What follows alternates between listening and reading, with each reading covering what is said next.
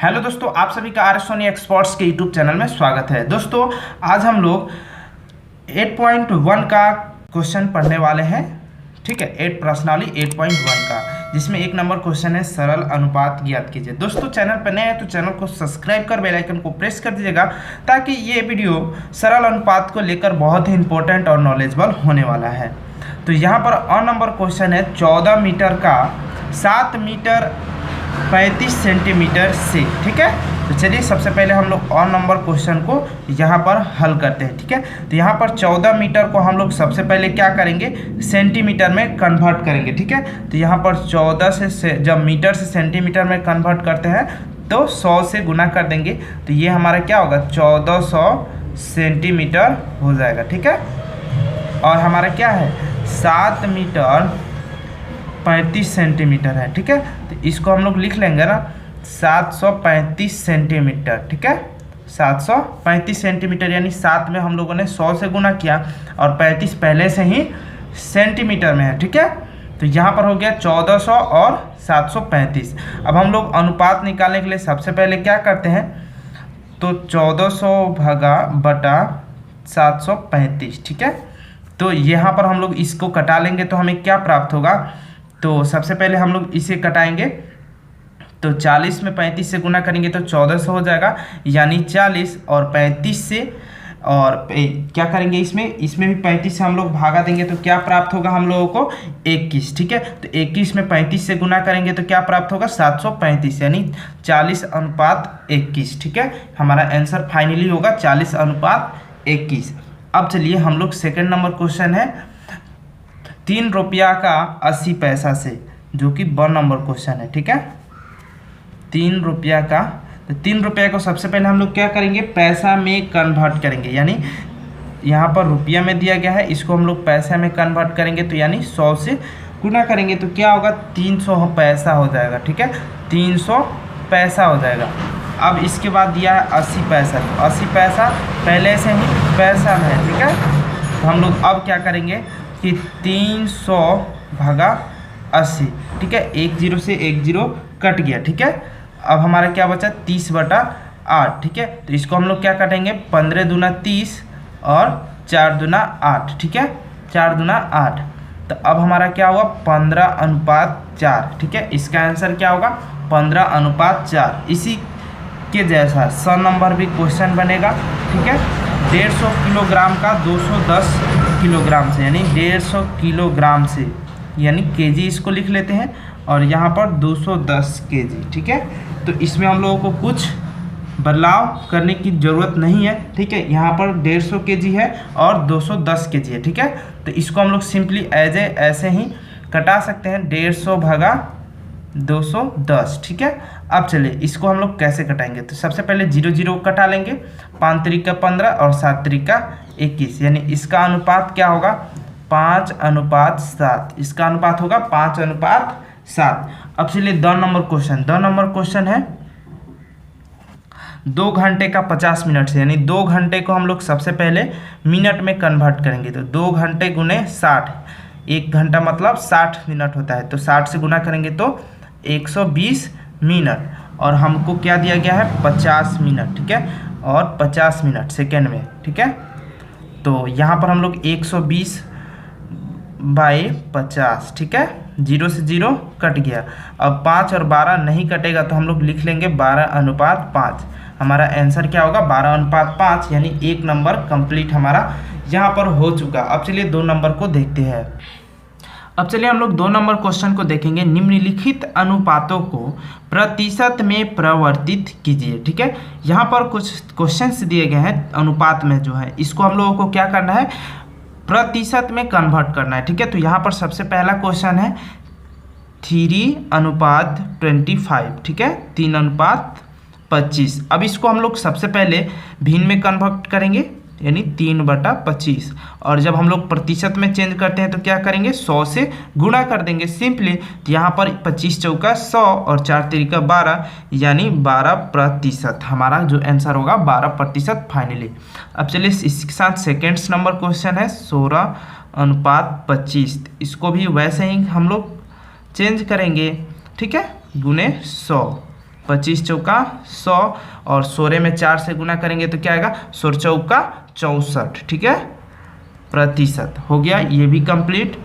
और उसके बाद है 3:16, 3:16 इक्वल टू 3/16 गुने 100, ठीक है। तो यहाँ पर हम लोग कटाएंगे और उसके बाद जो हमारा आएगा आंसर आएगा। तो सबसे पहले 4 चौका 16 और 25 चौका 100 यानी 75/4, 25 तिरिका 75 और 4। अब इसको हम लोग कटाएंगे तो क्या आएगा 18.75%, ठीक है, 18.75%। यहाँ पर 4 से 75 में भाग देने पर, क्योंकि 18 चौका 72 होता है, बचे 3 और यहाँ पर 75 आ जाएगा। तो चलिए अब हम लोग 3 नंबर क्वेश्चन को देखेंगे। 60 विद्यार्थियों में से 40% विद्यार्थियों को विज्ञान विषय में रुचिकर लगता है, तो उन विद्यार्थियों की संख्या बताइए जिन्हें विज्ञान विषय में कम रुचि है, ठीक है।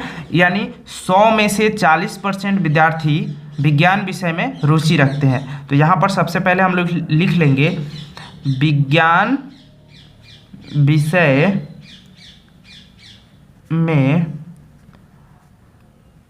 रुचिकर विद्यार्थी, ठीक है, रुचिकर विद्यार्थी कितने हैं 40%।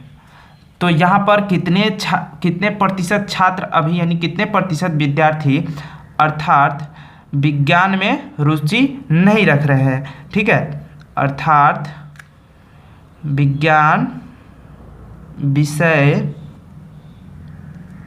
में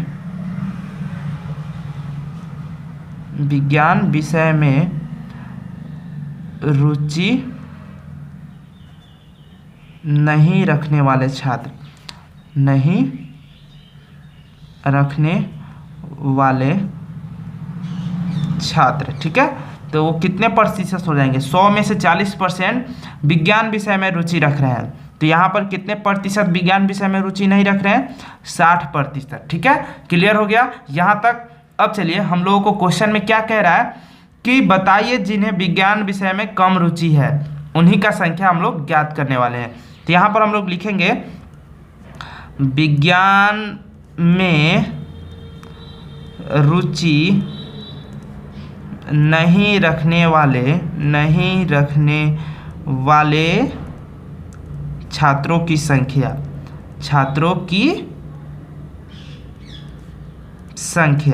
ठीक है।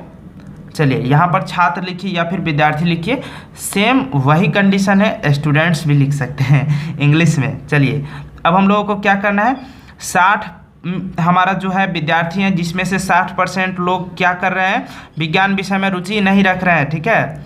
तो हम लोग इसे क्या करेंगे तो 60 गुने 60/100, ठीक है। यहाँ पर प्रतिशत को भिन्न में कन्वर्ट करने के लिए 100 से भाग दे देंगे तो 00 कट जाएगा 00 से, और हमारा जो होगा 36 होगा, 6 में 6 से गुना करेंगे तो 36। ऐसे 36 छात्र हैं 60 में से जो विज्ञान विषय में रुचि नहीं रख रहे हैं, ठीक है। यही हमारा आंसर होगा। अब चलिए 4 नंबर क्वेश्चन को देखते हैं।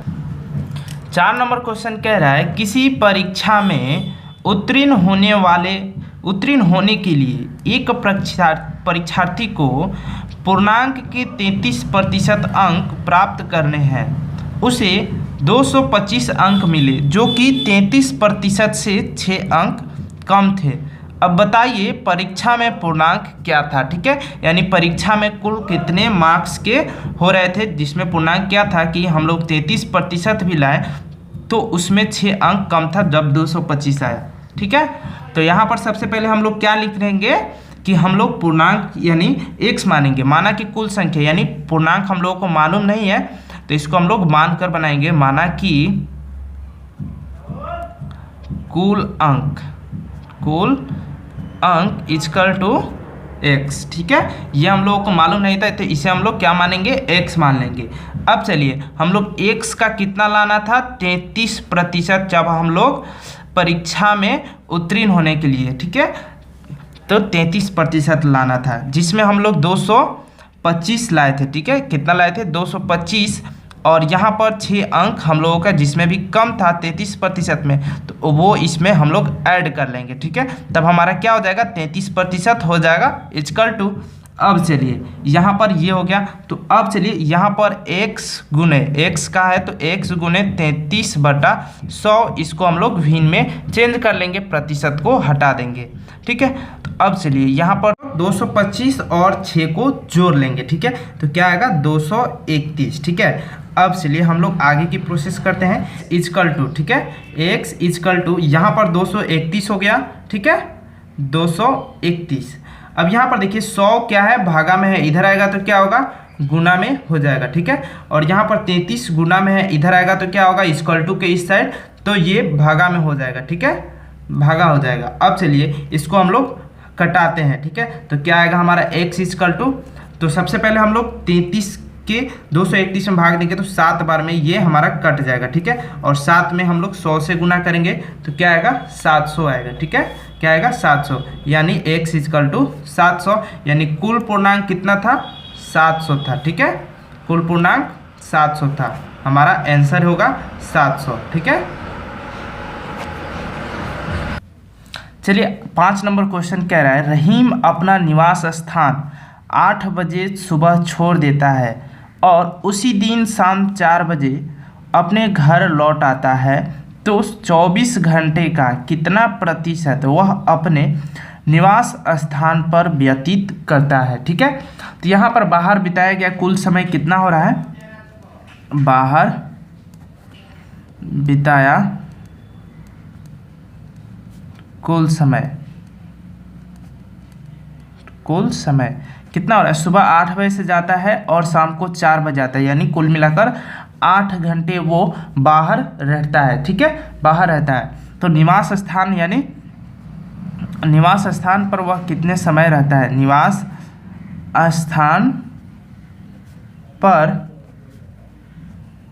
कितना समय व्यतीत करता है, कितना समय व्यतीत करता है। यहाँ पर व्यतीत करता है इक्वल टू 24 - 8 इक्वल टू 16 घंटा वह अपने घर पे रहता है। अब यहाँ तक तो क्लियर हो गया। अब हम लोगों को क्या करना है, इसका प्रतिशत निकालना है। तो आपके बुक में कितना दिया है, सबसे पहले हम लोग एक क्वेश्चन इसमें डिफेक्टिव है, सबसे पहले आप लोग समझिए, उसके बाद हम लोग ये भी समझाएंगे कि क्वेश्चन में क्या गलती है। 16/24 × 100, ठीक है। और आंसर क्या आएगा इसका, तो 66.2/3%। अब आप लोग कहिएगा क्वेश्चन का आंसर गलत है, जैसे कि हमने एक पहले भी वीडियो बनाया था, उसमें बहुत सारा कमेंट्स है, सर ये क्वेश्चन आपने 5 नंबर जो बनाया है वो गलत है। लेकिन ये गलत नहीं, बिल्कुल सही है, क्योंकि यहाँ पर क्वेश्चन को पढ़िए, वह अपने घर पर कितना समय व्यतीत करता है, यानी 16 घंटा ना व्यतीत करता है, तो हम लोग का आंसर यही ना आएगा। लेकिन आपके बुक में क्या दिया है, क्वेश्चन तो यही दिया है, लेकिन आंसर क्या दिया है कि वह अपने निवास स्थान से बाहर कितना समय व्यतीत करते हैं। यहाँ पर आपके बुक में जो आंसर दिया है वो भी हम लोग निकालेंगे, 8/24 × 100, ठीक है। यानी वह बाहर कुल कितना समय व्यतीत करता है, तो 8 त्रिका 24, यहाँ पर 100/3, यानी यहाँ पर आंसर क्या होगा, 3 3 3 और 1, यानी 33.1/3% आपके बुक में आंसर दिया होगा। अब ये बोलिएगा सही है, तो यहाँ पर देखिए क्वेश्चन में कुछ चेंज हो जाएगा, वह अपने निवास स्थान से बाहर कितना समय व्यतीत करता है, कितना समय व्यतीत करता है 24 घंटे का। तो यानी सिंपली हो जाएगा क्वेश्चन, यहाँ पर 8 घंटा वह कुल बाहर व्यतीत करता है, तो हमारा आंसर ये हो जाएगा, ठीक है। लेकिन अगर आपको क्वेश्चन के हिसाब से आंसर यही सही है, हमने जो पहले ही वीडियो बनाया उसका लिंक मैं डिस्क्रिप्शन में दे दूंगा, वहाँ पर बहुत सारा कमेंट्स है कि सर ये क्वेश्चन गलत है, लेकिन हमने जो बनाया वो बिल्कुल जैसे बुक में क्वेश्चन दिया गया था उसके अनुसार से वो सही है, ठीक है। लेकिन आप लोग जब बुक का आंसर ढूंढने लगते हो तो आपका बुक का भी आंसर हम निकाल कर यहाँ पर दिखा दिए कि जब 8 रखेंगे तो ये आंसर आ जाएगा, ठीक है। अब चलिए 6 नंबर क्वेश्चन को हम लोग देखते हैं। पहली संख्या दूसरी संख्या से 20% अधिक है, तो दूसरी संख्या पहली संख्या से कितनी प्रतिशत कम है, हम लोगों को यही ज्ञात करना है। तो माना कि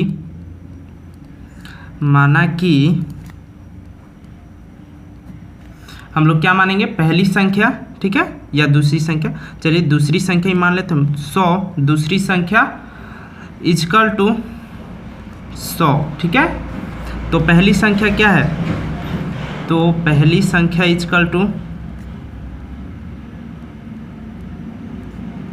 100 प्लस 100 का 20% अधिक है, ठीक है। क्वेश्चन क्या कह रहा है, 100 का 20%, 100 का 20% अधिक है, ठीक है।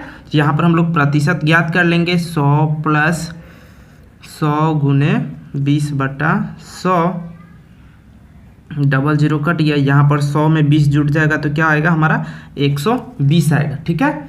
अब चलिए यहाँ पर दूसरी संख्या क्या है, दूसरी संख्या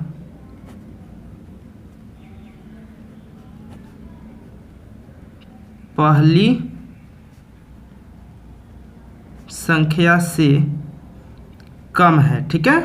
कितना कम है, तो यहाँ पर 120 माइनस 100, ठीक है। दूसरी संख्या 100 थी यानी 20 कम है, तो इसकी प्रतिशत की कमी हम लोगों को निकालना है, कितना प्रतिशत कम है, ठीक है।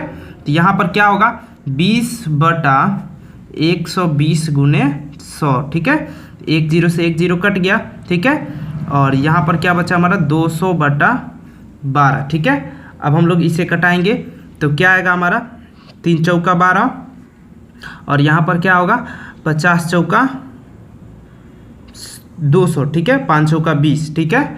अब चलिए यहाँ पर क्या हो जाएगा 50/3, इसको हम लोग पूर्णांक में चेंज कर सकते हैं, तो क्या होगा 3 सोरे त्रिका 48, 48 से 2 50 प्रतिशत, ठीक है।